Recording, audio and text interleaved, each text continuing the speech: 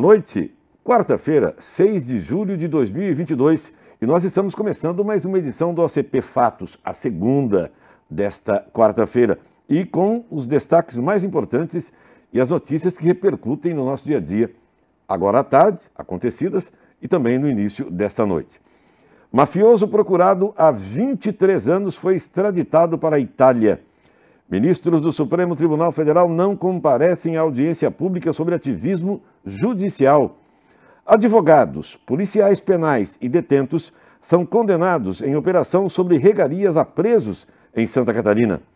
Pai é condenado por injúria racial contra a própria filha. Fujama fará nova feira de adoção neste final de semana. Fiquem conosco, a segunda edição do OCP Fatos já está no ar.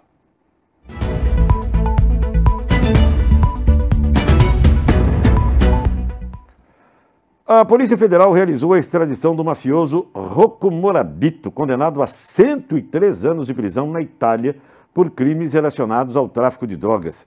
Ele embarcou de Brasília, onde estava preso, para o país natal, em uma aeronave do governo italiano e sob forte esquema de segurança. O pedido de extradição de Morabito foi feito pelo governo italiano e autorizado pelo Supremo Tribunal Federal. O país europeu alegou que o mafioso deve cumprir lá a pena relativa a 4 condenações criminais por tráfico internacional de drogas e envolvimento com organização criminosa ocorridos em Milão. Ele era procurado pela Justiça desde 1990, para você ter uma ideia. Portanto, há 23 anos. Pela decisão do Supremo, a Itália deve cumprir alguns requisitos exigidos pela legislação brasileira. O cara vem para cá, é mafioso e ainda assim recebe benefícios da lei brasileira, como, por exemplo, a detração do tempo de prisão em território nacional, ou seja, 30 anos de pena.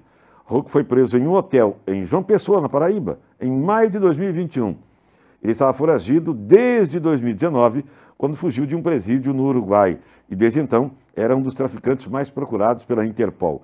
Há suspeitas do envolvimento dele com o tráfico de entorpecentes desde 90, no Brasil e na Europa. Em 2017, ele chegou a ser preso no Uruguai, mas fugiu depois de 2 anos e estava foragido desde então. À época, a Polícia Federal disse que ele é integrante da... Ele disse para a Polícia Federal que é integrante da 'Ndrangheta, que é uma associação mafiosa da Itália, considerada uma das mais perigosas do mundo, envolvida em crime de tráfico de drogas, armas, de pessoas e também de lavagem de dinheiro. E olha, aqui no Brasil, o ativismo judicial e a separação dos 3 poderes foram temas de audiência pública realizada ontem na Comissão de Transparência, Governança, Fiscalização e Controle e Defesa do Consumidor no Senado. A audiência foi solicitada pelo senador Eduardo Girão, do Podemos, que convidou os ministros Luiz Roberto Barroso e Alexandre de Moraes, que eram aguardados, mas os ministros não compareceram. No requerimento de audiência, Girão afirmou que o flagrante ativismo judicial imposto por algumas instâncias do Poder Judiciário, moralmente o Supremo Tribunal Federal, mas não só ele, tem interferido diretamente, e diga-se de passagem, intencionalmente em decisões de outros poderes da República. Após 2 horas de audiência, a assessoria do ministro Barroso informou que ele não iria. Os senadores criticaram fortemente a atitude dos ministros. Um dos convidados, ex-desembargador do Tribunal de Justiça de São Paulo, falou a respeito. Dá uma olhadinha. Lamento muito, senhor presidente, que nenhum dos ministros convidados tenha comparecido. Quando fui presidente do Tribunal de Justiça em 2012 e 2013, eu recebia quem passasse na rua e nunca me furtei de participar de qualquer debate que fosse.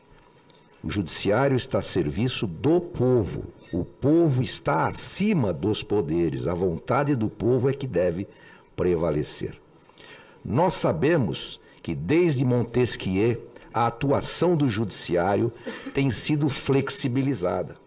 Até Hans Kelsen, que é um positivista por excelência, admite essa flexibilização e essa expansão da atuação jurisdicional. Mas sempre com o tempero e com a salvaguarda do nosso professor Canotilho, que efetivamente diz que a lei pode admitir sim diversas interpretações, mas desde que esteja de acordo, cada interpretação dessa esteja de acordo com a lei. Detalhe interessante é o seguinte, que antes de serem indicados, ou na condição de apenas indicados, quando são sabatinados no Senado, esses agora ministros do Supremo fazem um verdadeiro lambe-botas no gabinete de cada senador, né? E agora não compareceram. Aqui em Santa Catarina, a terceira vara criminal de Blumenau condenou cerca de 30 pessoas, entre policiais penais, advogados e detentos, em uma investigação sobre regalias dadas a presos. A sentença veio 7 anos depois do início da operação. Esse aí é o presídio de Blumenau. Essa operação foi em 2015. Somadas, as penas chegam a 400 anos de cadeia. Cabe recurso ainda. A Operação Regalia investigou crimes como corrupção ativa e passiva, facilitação de fuga, prevaricação e peculato, por se tratar de servidores públicos. Também há indícios de associação para o tráfico de drogas e o esquema envolvia redução ilegal de penas, regalias, facilitação de saídas e fugas, além de entrada de drogas e celulares no presídio em troca de dinheiro ou bens. Segundo o Ministério Público, agentes chegaram a levar presos para uma pizzaria. Veja só que facilidade. A sentença tem mais de 600 páginas e é da terceira vara criminal de Blumenau. Um dos policiais penais foi condenado a 33 anos de prisão. A sentença destacou ainda que os policiais penais condenados devem perder a função porque se comprovou que eles cometeram crimes no exercício enquanto atuavam no cargo. Além das regalias, os envolvidos facilitaram uma fuga de 28 detentos do Presídio Regional de Blumenau em janeiro de 2015. Na época, eles escaparam por um túnel de aproximadamente 7 metros que foi encontrado nos fundos de uma cela. Em todos os lugares há quem não preste, né? Hoje pela manhã, na edição do meio-dia, nós nos comprometemos a trazer para vocês mais detalhes sobre a operação da Polícia Civil denominada Stretch. A investigação identificou que um ex-funcionário de uma empresa de logística, em conluio com um empresário, simulou a venda de insumos emitindo as respectivas duplicatas sem a efetiva entrega do produto. Após o pagamento, os valores foram pulverizados em contas interpostas, laranjas, também de pessoas jurídicas, a fim de ocultar e dissimular o proveito do crime, além de aquisição de bens de luxo, veículos importados, lanchas, pagamentos de viagens. O delegado Jefferson Prado, da DEIC, tem mais detalhes. Dá uma olhadinha. Na manhã desta quarta-feira, a Polícia Civil do Estado de Santa Catarina, com apoio das Polícias Civis da Bahia e de São Paulo, deram cumprimento às diversas ordens judiciais na operação denominada Stretch, cuja investigação identificou que um ex-funcionário de uma empresa de logística, em conluio com um empresário da Bahia, emitiram diversas notas frias, duplicatas simuladas, causando um prejuízo em torno de R$2 milhões a essa empresa. A investigação avançou também na parte patrimonial e na lavagem de dinheiro, identificando também diversas condutas aí, como contas de interpostas pessoas jurídicas sendo utilizadas também para pulverizar o dinheiro. Então, na data de hoje foram cumpridos 12 mandados de buscas, sendo 6 na Bahia, 3 em São Paulo e 2 aqui em Santa Catarina, mais medidas judiciais de bloqueio de bens e sequestro. Isso aconteceu na manhã de hoje, viu? A pergunta é, como é que um pai profere injúrias raciais contra a própria filha? As informações chegam do Tribunal de Justiça de Santa Catarina, em Florianópolis, com o Marcelo Fernandes. A segunda Câmara Criminal do Tribunal de Justiça de Santa Catarina manteve pena de reclusão imposta a um morador de Brusque por injúria racial. A vítima autora da ação é filha do réu. O caso aconteceu em novembro de 2018. Conforme o Ministério Público, as agressões verbais do acusado eram frequentes e estimuladas pelo consumo diário de bebidas alcoólicas. Ao usar elementos referentes à raça e à cor, o réu ofendeu a dignidade da vítima. O homem confessou ter xingado a filha. Ao analisar o caso, o juízo de primeiro grau condenou o réu a pena de 1 ano e 2 meses de reclusão em regime aberto pelo crime previsto em artigo do Código Penal. Ele recorreu sob o argumento de que só proferia os xingamentos quando estava embriagado, prova evidente de que não agia com dolo específico de ofender a integridade moral da filha. Pediu ainda que a pena de reclusão fosse substituída por pena restritiva de direitos. De acordo com o desembargador Sérgio Rizelo, relator da apelação, a alegação da ausência de dolo não convence. A embriaguez pode, quando muito, ser uma explicação parcial dos condicionantes que levaram o apelante a demonstrar o comportamento injurioso pelo qual é criminalmente processado, mas é desvinculada da finalidade que impeliu o agente naquela ocasião. O magistrado pontuou ainda que não é recomendada a substituição de pena privativa de liberdade por restritivas de direitos se o acusado ostenta maus antecedentes pela prática de ameaça também cometida no âmbito doméstico. Por outro lado, Rizelo explicou que a confissão circunstância relacionada à personalidade do agente prepondera sobre a agravante concernente à característica da vítima. Assim, ele fez uma pequena adequação no tempo de pena e a fixou em 1 ano, 1 mês e 16 dias de reclusão. Seu voto foi seguido de forma unânime pelos demais integrantes da 2ª Câmara Criminal. É isto então, Peron. Do Tribunal de Justiça de Santa Catarina, em Florianópolis, Marcelo Fernandes, especial para o programa Sérgio Peron, no OCP News.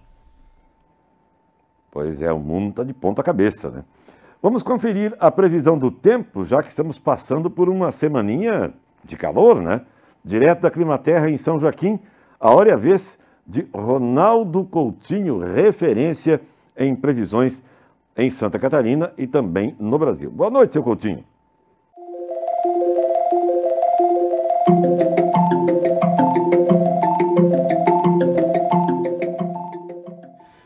Boa noite, Peron. Tivemos um dia aqui tranquilo, ó, com tempo assim, com nebulosidade e sol.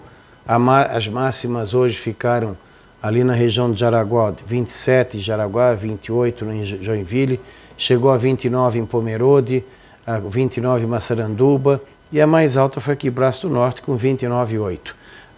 As mais baixas ficaram em torno de 4, 6 graus aqui na Serra, aqui na região central e aqui no Planalto Norte. Amanhã nós vamos ter o quê? Tempo bom no estado, como podem ver aqui, ó. Vamos pegar pela imagem satélite para o pessoal ter uma ideia. Nós vamos ter o quê? Tempo bom em Santa Catarina, tem nevoeiro marítimo aqui pelo estado. Vamos ver como é que está aqui, só para o pessoal ter uma ideia. Essa aqui é a imagem do Rincão, ó. Nevoeiro marítimo, isso aqui é um perigo para a navegação. Quem tem, por exemplo, que fazer alguma barco pequeno aqui no meio, 1 quilômetro, 2 quilômetros, fica completamente sem noção do que está acontecendo. Ele fica perdido porque não dá para ver se está no mar, se está no céu, se está na costa, se está indo para o mar aberto, se não tiver uma bússola. Esse aí é o problema desse nevoeiro marítimo que está pegando o nosso litoral. Isso ele persiste ao longo dessa quinta, sexta e fim de semana nessa região aqui. É o que impede mais. Na praia fica friozinho. Não passa muito de 20, 21 graus. Aqui na região de Jaraguá, tempo bom amanhã, de manhã entre 11 e 14 graus e de tarde entre 24, 27, de 25 a 28 graus. Tempo bom, variando a nebulosidade. Na sexta, fresquinho de manhã, esquenta de tarde, pequena chance de garoa, chuva fraca no final do dia ou à noite, podendo passar sem. Sexta e madrugada, amanhecer de sábado. Domingo, tempo bom, fim de semana fresquinho de manhã, esquenta de tarde, faz mais calor na segunda e na terça-feira entra a frente fria, trazendo chuva e a volta do inverno. Então, clima agradável e quente para a época do ano até domingo, segunda, e de terça-feira para frente vira a chave. A primeira quinzena foi quente, vai ser quente, a segunda vai ser fria. Da Climaterra, Ronaldo Coutinho.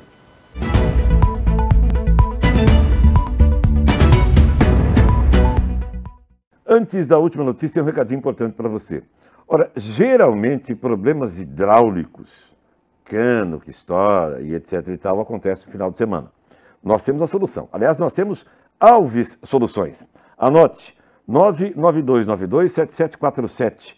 Limpeza de caixa d'água, troca de reparos de registros, troca de chuveiros, limpeza de caixa de gordura, vazamento, entupimento de pia, limpeza de vaso sanitário, troca de torneiras, instalações de filtros d'água, R$ 29,90 por mês. Você tem tudo isso, não tem dia, não tem hora. Agora, se você está construindo ou vai construir e precisa de mão de obra de serviços na construção civil, Chame Alves Soluções, 99292-7747.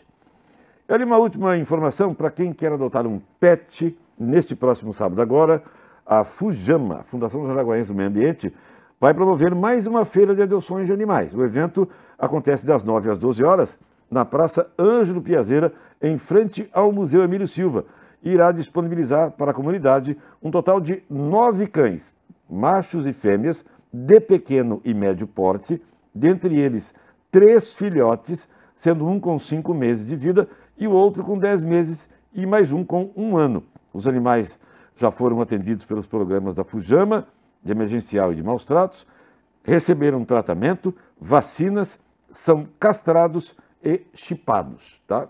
Então, se você quer um cachorrinho para fazer a companhia, está aí a sua oportunidade, sábado, das 9 ao meio-dia, na Praça Ângelo Piazeira. E nós ficamos por aqui, voltaremos amanhã, pontualmente às 12 horas e, claro, esperamos vocês.